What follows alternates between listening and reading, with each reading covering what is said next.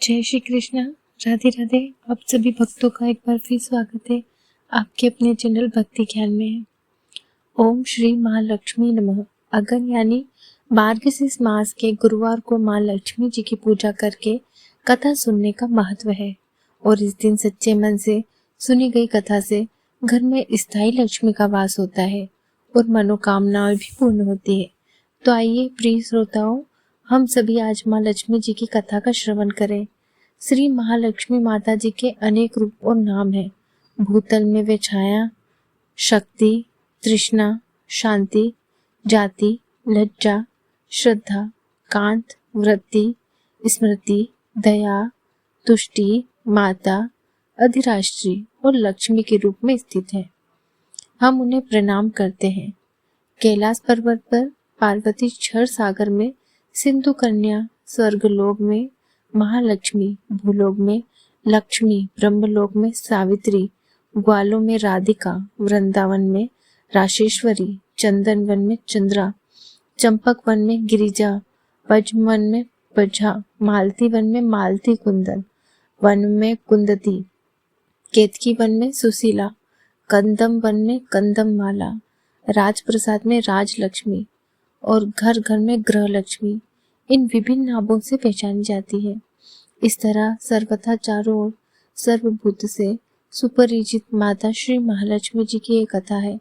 भारतवर्ष के सौराष्ट्र देश में द्वापर युग की यह कहानी है। सौराष्ट्र में उस समय भद्रश्रवा नाम के राजा थे। वे बड़े पराक्रमी राजा थे। 4 वेद, 6 शास्त्र, 18 पुराणों का उन्हें ज्ञान था। उनकी रानी का नाम सूरज चंद्रिका था। रानी देखने में सुंदर और सुलक्षणा थी, पतिव्रता भी थी। उन दोनों को 7 पुत्र, उसके बाद एक कन्या का वरदान मिला था। कन्या का नाम था श्यामबाला। एक बार महालक्ष्मी जी के मन में आया कि जाकर उस राजा के राजप्रसाद में रहे। इससे राजा को 2 गुना धन दौलत की प्राप्ति होगी और वह इस धन दौलत से अपनी प्रजा को और सुख दे पाएगा। गरीब के घर अगर रहे, उसे धन दौलत प्राप्त हो तो वह स्वार्थी की तरह केवल अपने ऊपर ही खर्च करेगा। यह सोचकर श्री महालक्ष्मी जी ने एक बूढ़ी ब्राह्मण स्त्री का रूप धारण किया। हाथ में लाठी लेकर लाठी के सहारे में रानी के द्वार तक जा पहुंची। यद्यपि उन्होंने बूढ़ी औरत का रूप धारण किया था, पर उनके चेहरे पर देवी का तेज था। उन्होंने देखते ही एक दासी सामने आई। उसने इनका नाम धाम कार में पूछ डाला। वृद्ध ब्राह्मणी का रूप धरे हुए माता लक्ष्मी जी ने कहा, बालिके, मेरा नाम कमला है। मेरे पति का नाम भुवनेश है। हम द्वारका में रहते हैं। तुम्हारी रानी पिछले जन्म में एक वैश्य की पत्नी थी। वह वैश्य गरीब था। गरीबी के कारण हर रोज उसके घर में झगड़े हुआ करते थे और उसका पति भी उसे रोज मारता था। इन बातों से तंग आकर वह घर छोड़कर चली गई। वन जंगलों में खाली पेट भटकने लगी। उसकी दुर्दशा पर मुझे दया आई। तब मैंने उसे सुख संपत्ति देने वाली श्री महालक्ष्मी जी की कथा सुनाई। मेरे कहने पर उसने श्री महालक्ष्मी जी का व्रत किया। श्री महालक्ष्मी जी प्रसन्न हुई और उसकी गरीबी दूर हुई। उसका घर संसार दौलत सतती संपत्ति से भर गया। बाद में पति पर दोनों परलोक पद सिधारे। लक्ष्मी व्रत करने के कारण वे लक्ष्मी रोग में रहे। उन्होंने जितने साल महालक्ष्मी का व्रत किया, उतने 1000 साल उन्हें सुख भोग मिला। इस जन्म में उसका जन्म राजघराने में हुआ, परंतु वह श्री महालक्ष्मी जी का व्रत करना भूल गई है और मैं उसे यही याद दिलाने आई हूँ। बूढ़ी ब्राह्मणी की बातें सुनकर दासी ने उन्हें प्रणाम किया। फिर महालक्ष्मी जी का व्रत किस तरह किया जाए इस विषय में पूछा। तब वृद्धा रूपधारी महालक्ष्मी जी ने दासी को पूजा की विधि और महिमा बताई। इसके बाद वह दासी माता को प्रणाम करके रानी को बताने अंदर चली गई। राज वैभव में रहते हुए रानी को अपने ऐश्वर्य का बड़ा घमंड हुआ था। संपत्ति और अधिकार के कारण वह उन्नत हो गई थी। दासी के द्वार पर बताई गई वृद्धा ब्राह्मणी की बातें सुनकर वह आग बबूला होकर राज द्वार पर आकर बुढ़िया रूप में धारी श्री महालक्ष्मी जी पर ही बरस पड़ी। उसने यह नहीं पता था कि स्वयं श्री महालक्ष्मी जी माता एक वृद्धा ब्राह्मणी के रूप में धारण किए हैं उसके द्वार तक आई है। परंतु रानी का इस कदर रूखा बर्ताव और अपना अनादर देखकर अब माता लक्ष्मी जी ने कहा, वहां ठहरना ठीक नहीं समझा और वे वहां से चल पड़ी। राम में उन्हें राजकुमारी श्याम बाला मिली। उन्होंने श्याम बाला को सारी बात बताई। श्याम बाला ने अपने ओर से श्री महालक्ष्मी माता से क्षमा मांगी और माता को उस पर दया आ गई। उन्होंने श्याम बाला को श्री महालक्ष्मी व्रत के बारे में बताया। उस दिन अगेन यानी मार्गशीर्ष मास का पहला गुरुवार था। श्याम बाला ने परम श्रद्धा से श्री महालक्ष्मी जी का व्रत रखा। फलस्वरूप राजा सिद्धेश्वर के सुपुत्र मालाधर से उसका विवाह हुआ। वह धन दौलत ऐश्वर्य वैभव से मालामाल हो गई। पति के साथ ससुराल में आनंद से दिन बिताने लगी। इधर श्री महालक्ष्मी जी का रानी पर प्रकोप हुआ। फलस्वरूप राजा भद्र शिवा का राज्य और राज कारोबार सब कुछ नष्ट हो गया। यहाँ तक कि खाने के लिए भी लाले पड़ गए। इसी दशा में एक दिन रानी ने राजा से निवेदन किया कि हमारा दामाद इतना बड़ा राजा है, धनवान है, ऐश्वर्यशाली है, क्यों न उसके पास जाए, अपना हाल उसे बताए तो वह जरूर हमारी सहायता करेगा। इसी बात पर राजा भद्रशवा दामाद के पास रवाना हुए। राज्य में पहुंचकर एक तालाब के किनारे थोड़ी देर विश्राम करने के लिए ठहरे।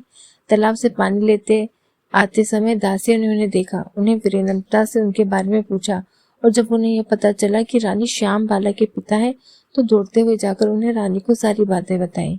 रानी ने दासी की हाथ राज परिधान भेजकर बड़े ठाट से उनका स्वागत किया और आदर सत्कार करवाया, खान पान करवाया। जब वे वापस लौटने लगे तो सोने की मोहरे से भरा हुआ घड़ा भी दिया। राजा भद्रशवा जब वापस लौटे तो उन्हें देखकर उनकी पत्नी रानी सूरज चंद्रिका बड़ी खुश हुई। उन्होंने सोने की मोहरे से भरे घड़े का मुंह खोलकर देखा, लेकिन हाय भगवान, घड़े में तो धन के बदले कोयले मिले हैं। यह सिर्फ महालक्ष्मी के प्रकोप से हुआ है। इस तरह दुर्दशा में कई और दिन बीत गए। इस पर रानी स्वयं अपनी कन्या के पास गई। वह दिन अगेन मास का अंतिम गुरुवार था। श्याम बाला ने श्री महालक्ष्मी का व्रत किया था, पूजा और अपनी माता से भी व्रत करवाया। इसके बाद रानी अपने घर आ गई। श्री महालक्ष्मी व्रत रखने पर उसने फिर से अपना राजपाट, धन दौलत, ऐश्वर्य प्राप्त हुआ। कुछ दिनों बाद राजकन्या श्याम बाला अपने पिता के घर अपने मायके आई। उसे अपने घर देखकर अब सूरज चंद्रिका पुरानी बातें याद आ गई। यही कि श्याम बाला ने अपने पिता को घड़ा भरकर कोयला दिया था और तो उसे कुछ भी नहीं दिया था। इस कारण श्याम बाला को पिता के घर आने पर उसका कोई भी आदर सत्कार प्राप्त नहीं हुआ। उसका किसी ने सम्मान नहीं किया, बल्कि अनादर ही हुआ। पर उसने इस बात का बुरा नहीं माना। अपने घर लौटते समय उसने पिता के घर से थोड़ा नमक ले लिया और अपने घर में अपने ससुराल लौटने पर उसके पति ने जब पूछा कि अपने मायके से क्या लाई हो, तब उसने जवाब दिया कि वो वहाँ का सार लाई है। पति ने पूछा, भला इसका क्या मतलब? श्याम बाला ने कहा, थोड़ा धीरज रखो, सब पता चल जाएगा। उस दिन श्याम बाला ने सारा भोजन नमक डाले बिना बनाया और फिर परोसा। पति ने जब भोजन किया तो सारा भोजन बिना नमक का था, इसलिए स्वाद नहीं आया। फिर श्याम बाला ने थाली में नमक डाला, इससे सारा भोजन स्वादिष्ट लगने लगा। तब श्याम बाला ने अपने पति से कहा, यही है वह मायके से लाया हुआ सार। पति को उसकी बात बहुत अच्छी लगी। फिर वे दोनों हंसी मजाक करते हुए भोजन करने लगे। ऐसा कहा गया है, जो भी इस तरह से श्रद्धा भाव से श्री महालक्ष्मी की पूजा करे तो उसे माँ की कृपा अवश्य ही प्राप्त होती है। सुख संपत्ति शांति की प्राप्ति होती है, सभी मनोकामनाएं भी पूर्ण होती जाती है। परंतु यह सब प्राप्त होने पर माता लक्ष्मी जी की पूजा को कभी भूलना नहीं चाहिए। हर गुरुवार को व्रत पाठ अवश्य करना चाहिए। इस तरह श्री माँ लक्ष्मी जी की महिमा भक्तों की मनोकामनाएं पूर्ण करती है। अब सुनिए माँ लक्ष्मी के व्रत की दूसरी कथा। एक बार एक बूढ़े ब्राह्मण थे। वे रोज पीपल को जल से सींचा करते थे। पीपल में से रोज एक लड़की निकलती और कहती, पिताजी मैं आपके साथ जाऊंगी। यह सुनते सुनते वह बूढ़े ब्राह्मण दिन प्रतिदिन कमजोर होते गए। तब एक दिन उनकी पत्नी ने पूछा, क्या बात है? तब बूढ़े ब्राह्मण ने कहा कि अरे भाग्यवान, पीपल से रोज एक लड़की निकलती है और कहती कि वह भी मेरे साथ चलेगी। तब ब्राह्मणी बोली कि कल से ले आना उस लड़की को। जहाँ हमारी 6 लड़कियां पहले से ही घर पर है, वह 7वीं लड़की और सही। अगले दिन बूढ़े ब्राह्मण ने उस लड़की को अपने घर पर चलने के लिए कहा और वह उस लड़की को घर ले आए। लड़की को घर में छोड़ने के बाद वह वृद्ध ब्राह्मण गांव में आटा मांगने गए तो उन्हें उस दिन और उन दिनों की अपेक्षा ज्यादा आटा मिला। जब ब्राह्मणी घर पर वह आटा छानने लगी तो लड़की ने कहा, माँ जी लाइए, मैं छान देती हूँ आटा। जब वह लड़की आटा छानने बैठी तो परात भर गई। उसने बाद ब्राह्मणी भोजन बनाने जाने लगी तो वह लड़की बोली, माँ जी आज रसोई में जाऊंगी। ब्राह्मणी बोली, नाना तू अभी छोटी है, तेरे हाथ जल जाएंगे। लेकिन लड़की नहीं मानी और वह रसोई भोजन बनाने चली गई। तो उसने कुछ ही देर में तरह तरह के 3600 व्यंजन बना डाले और आज तो सभी ने भरपेट भोजन किया। इससे पहले वह सभी आधा पेट भूखा ही रहते थे। रात हुई तो ब्राह्मणी का भाई आया और कहने लगा, दीदी मुझे तो भूख लगी है, मैं भोजन करूंगा। ब्राह्मण परेशान हो गई और अब रात को कहाँ से लाएगी। तब लड़की ने पूछा, माँ जी क्या बात है। ब्राह्मणी ने कहा, तेरा मामा आया है और वह रोटी खाएगा, लेकिन रोटी तो सबने खा ली, अब उसके लिए मैं कहाँ से लाऊंगी। लड़की बोली, माँ जी अब चिंता मत कीजिए, मैं बना दूंगी। फिर वह लड़की रसोई में गई और मामा के लिए 3600 व्यंजन बना दिए। मामा ने भरपेट खाना खाया और कहा कि ऐसा खाना तो इससे पहले उसने कभी नहीं खाया। ब्राह्मण ने कहा, भाई तेरी पावनी भांजी है, उसी ने बनाया है। शाम हुई तो लड़की बोली, माँ चौका लगा के चौके का दिया जला देना, मैं आज कोठे में सोऊंगी। ब्राह्मणी बोली, ना बेटी तू डर जाएगी। लेकिन वह लड़की बोली, ना माँ जी ना, मैं बिल्कुल नहीं डरूंगी, मैं तो अंदर कोठे में ही सोऊंगी। और वह जाकर अंदर कोठे में सो गई। आधी रात को वो लड़की उठी और चारों ओर आग घुमा कर देखा तो चारों ओर धन ही धन हो गया। इसके बाद वह लड़की बाहर जाने लगी तो वह वृद्ध ब्राह्मण आंगन में सो रहे थे। उन्होंने देखा तो पूछा, अरे बेटी तू कहाँ चले। लड़की बोली, बाबा मैं तो दरिद्रता दूर करने आई थी, अगर तुम्हें दूर करवानी है तो करवा लो। फिर उस लड़की ने आंगन में भी चारों ओर आंख घुमाकर देखा तो चारों ओर धन के भंडार भर गए। सुबह सवेरे जब उठे तो लड़की को ना पाकर सब उसे ढूंढने लगे। पावनी बेटी कहाँ चली गई। वृद्ध ब्राह्मण ने कहा कि वह तो लक्ष्मी माता थी, जो हम सबकी दरिद्रता भी दूर कर गई। हे लक्ष्मी माता, जैसे आपने उन वृद्ध ब्राह्मण की दरिद्रता दूर की है, वैसे ही सबकी करना। कहानी को कहते सुनते हुकारा भरते सबकी करना। प्रेम से बोलो, लक्ष्मी माता की जय। जय लक्ष्मी माता की।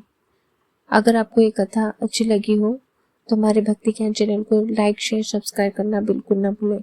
जय माता दी।